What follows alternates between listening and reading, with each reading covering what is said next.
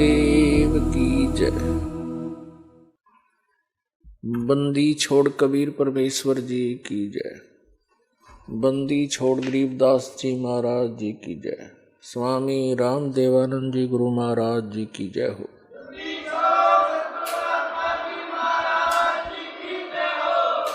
गुरु जी तुम ना भूलियो, चाहे लाख लोग मिल जाही, हमसे तुमको बहुत है, तुम जैसे हमको नाही। तुम्हारे विसारे क्या बने, मैं किसकी शरण में जाऊं। शिव विरंच मुनि नारदा, तिनके हृदय ना समाऊं। परम पिता परमात्मा पूर्ण ब्रह्म सर्व सृष्टि रचनहार कबीर परमेश्वर जी की असीम रजा से आप सभी पुण्यात्माएं ये सत्संग श्रवण कर रहे हैं। परमात्मा ने, कबीर भगवान ने, जो हम सब के पिता हैं, हम सब के जनक हैं, उन्होंने आकर के हमें यहाँ ज्ञान कराया है कि तुम यहाँ के वासी नहीं हो। जिस स्थान पर आप रह रहे हो ये आपका स्थायी स्थान नहीं है।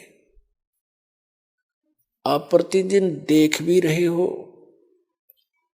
सैकड़ों की संख्या में व्यक्ति आपके ही नोटिस में, नॉलेज में, समाचार पत्रों के माध्यम से या किसी और रिश्तेदारी में प्रतिदिन इस सारे साजबाज को छोड़कर अचानक मृत्यु को प्राप्त हो जाती है।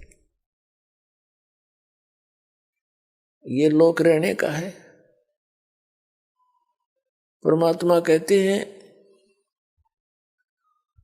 साथी हमारे चले गए। परमात्मा कबीर जी सारा उदाहरण अपने ऊपर ही एप्लीकेबल किया करते थे। दूसरे ने कहे तो नाराज हो जा। हमको ये मालूम है किसी ने रहना नहीं, सब ने मरना है। और किसी ने न्यू कह दे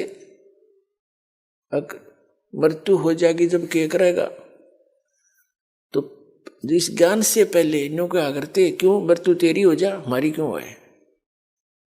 इसे पक्के हुए बैठे थे कि नो किसा कह दिया मृत्यु हो जा, इस बात का दुख मान जाते थे। तो इतनी बुद्धि है हमारी,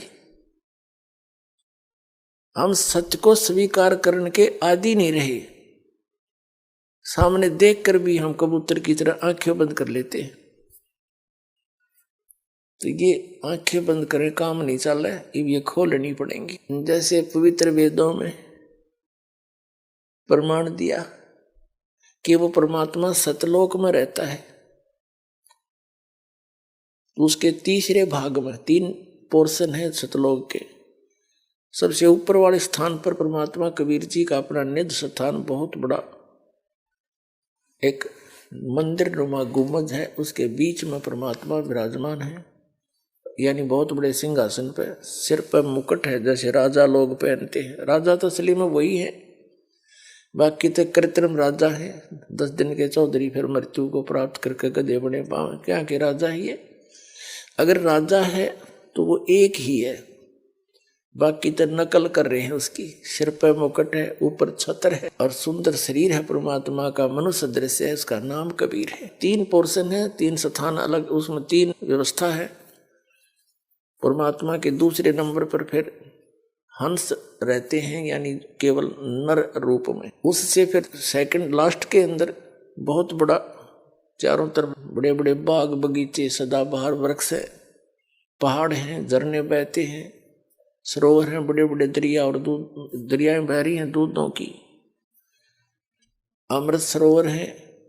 और उसके साथ ही ऐसी ही सृष्टि है, नर और नारी करके ऐसी सृष्टि है। सबके परिवार हैं, बाल बच्चे हैं, बहुत सुंदर सुंदर मकान बने हुए हैं और बहुत बड़े बड़े पार्क हैं वहाँ पर, प्रत्येक परिवार के। जो सुविधा हम यहाँ कोशिश करते हैं, जैसे थोड़ा सा कोई अच्छा रोजगार हो जाए किसी व्यक्ति का, कोई अच्छा अधिकारी बन जाता है तो बड़ी कोठी बनाता है, आगे बहुत बड़ा लॉन बनाता है, उसमें बाग बगीची बनाता है, पार्क बनाता है, उसमें झूले डालता है। ये तो नकली है। कल मृत्यु हो जाए परसों गदा बना पावे, धीरे धराए रह गए, और वो सुख नहीं, मानसिक सबको शांति नहीं किसी। और वहां पर ये सारी सुविधा थी जिसको यहाँ खोज रहे हैं, या वो वस्तु हो ही नहीं सकती, उसका कुछ एक थोड़ा बहुत एक नकल सी कर रहे हैं।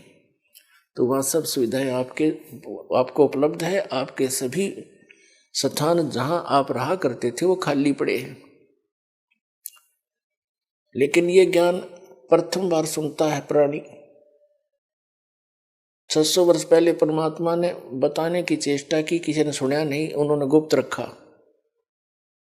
ये मूल ज्ञान है जो दास को दिया है। कबीर साहब ने कहा था, धर्मदास मेरी लाख दुहाई, ये मूल ज्ञान की तो बार न जाई। मूल ज्ञान बार जो पड़ी ही बिचली पीढ़ी हंस नितरही। और मूल ज्ञान तब तक छुपाई जब तक द्वादश पंथ मिट जाए, जब तक कलयुग बीतेगा 500 वर्ष, तब तक छुपाना है। अगर ये ज्ञान पहले डिस्क्लोज कर दिया होता परमात्मा ने, तो ये नकली कबीरपंथी जो आज कहीं ऊपर प्रकाश ही प्रकाश है, कुछ नहीं है, चेतन प्रकाश है। सारे राधा स्वामी वाले ने देख ले, चाहे किसी पंथ ने देख ले, भगवान को निराकार बताते हैं, यानी प्रकाश का पुंज बताते हैं, घुमा फिरा के वहीं आ रुकते हैं। तो इन क्या समझा, इनको ज्ञान ही नहीं किसी को। और जिन महापुरुषों ने परमात्मा को देखा, वापस आके बताया, उन्होंने वही बताया जो दास आपको बता रहा है। तो तीसरा जो वहां पर ऐसे सब रह रहे हैं, तो वहां से परमात्मा चलकर आते हैं हमें बताने के लिए। तो ऋग्वेद मंडल नंबर 9 सूक्त नंबर 86 मंत्र 26-27 में, ऋग्वेद मंडल नंबर 9 सूक्त 82 मंत्र 1, 2, 3 में, ऋग्वेद मंडल नंबर 9 सूक्त 20 मंत्र 1 में, ऋग्वेद मंडल नंबर 9 सूक्त 94 के मंत्र 2 में, ऋग्वेद मंडल नंबर 9 सूक्त नंबर 95 के मंत्र 2 में, ऋग्वेद मंडल नंबर 9 सूक्त 94 के मंत्र 1 में, 2 में नहीं, और 95 के 2 में ये स्पष्ट किया है। और ऋग्वेद मंडल नंबर 9 सूक्त नंबर 96 के मंत्र नंबर 16 से लेकर 20 तक, और भी अनेक स्थानों पे ये स्पष्ट किया है कि वो परमात्मा परम अक्षर ब्रह्म पूर्ण परमात्मा, सत्य पुरुष, अमर पुरुष, अविनाशी परमात्मा मनुष्य दृश्य है, राजा के समान वहां ऊपर तीसरे पृष्ठ में बैठा है। वहां से चलकर गति करके आता है, अपनी प्यारी आत्माओं को, अच्छी आत्माओं को मिलता है, और उन जो दृढ़ भक्त होते हैं उनको अपने विषय में यथार्थ ज्ञान सुनाता है, उपदेश देता है भक्ति का, और वो कवियों की तरह आचरण करता है।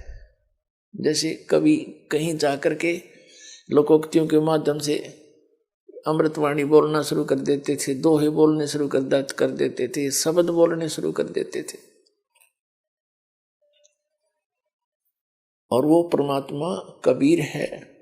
जैसे मनुष्य वस्त्र धारण करके आता है, सुंदर शरीर, ऐसे हल्के तेज पुंज का अपना शरीर बनाकर यहाँ आता है। ऊपर सतलोक में जहाँ परमात्मा रहते हैं, वहाँ उनके एक रोमकूप में करोड़ सूर्य मिला दे, करोड़ चंद्रमा, इतनी रोशनी, वो भी फीकी पड़े, इतनी रोशनी है परमात्मा की बॉडी की।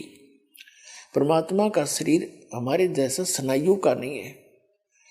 ऋग्वेद यजुर्वेद अध्याय नंबर 40 के मंत्र नंबर 8 में कहा है, सप्री आगात, वो सबसे पहला आगात माने शरीर है, शरीरी है। और शुक्रम अकायम ऐसनाविरम, शुक्रम अकायम अबिंदम ऐसनाविरम कबीर मनीषी स्वयंभू परिभु व्यवधाता समाभय। तो इस पर उसका भावार्थ यह बनता है कि वो परमात्मा कबीर जो यहाँ एक तत्वदर्शी संत की, विद्वान की भूमिका करने आता है, वो उसका शरीर सुक्रम अकायम, माता पिता से बने हुए शरीर का नहीं है, वो मटेरियल नहीं है। उसका शरीर असनाविरम, बिना नाड़ी तंत्र का है। तो यहाँ इन वेद को ना समझकर अच्छी तरह इन अज्ञानियों ने, अकायम शब्द है इसके अंदर, यजुर्वेद अध्याय नंबर 40 के मंत्र 8 में, इस अकायम से ये फाइनल कर लिया कि भगवान बिना काया का है। उसमें ये लिखा है सुक्रम अकायम। शुक्र माने माता पिता की संयोग से ना बनकर वो शरीर है उनका। असनाविरम, असनाविर लिखने की क्या जरूरत थी कि उसके शरीर तो है लेकिन आप जैसा नहीं है, बिंद से बना हुआ नहीं है। और शुक्रम अकायम असनाविरम। और स्वयंभू, स्वयंभू शब्द देखा इसमें, उसके कोई जनक नहीं है। परिभू सबसे पहला परमात्मा है वो। और व्यवधाता, भिन्न भिन्न प्रकार के सभी ब्रह्मांडों का विधाता रचनहार, वो कबीर मनीषी। तो वहां से परमात्मा बहुत तेजों में शरीर है। जब नीचे आते हैं तो अपने शरीर का ये तेज बहुत सामान्य बना लेते हैं। जैसे किसी कमरे के अंदर बहुत सी लाइट लगी होती हैं, 1000 वाट की भी होती है, 500 की भी और 200 की भी, 50 की भी, और 0 का भी हो। सबके जैसे सबको जगा तो जगमग हो गया कमरा, कक्ष, और सबको बंद करके एक 0 का बल्ब यानी ट्यूब जगा दी, या 10 वाट की जगा दी, तो सिंपल सा प्रकाश शेष रह गया। ऐसे ही परमात्मा का शरीर है। वो जब चाहे उसको हल्का बना ले, बटन ऑफ कर लिया अपने, और जब चाहे सारे तेज को प्रकाशित कर ले। तो यहाँ अगर वो उसी रूप में यहाँ आ जाए तो हम चरम दृष्टि से उनको देख नहीं सकते। इसलिए वो अपना हल्का तेज पुंज का, यानी आम मनुष्य जैसा ही शरीर बना है, तो ऐसा ही, लेकिन उसके प्रकाश में अंतर है, प्रकाश कम कर लेते, इतनी सी बात है। और वो कवियों की तरह आचरण करता है।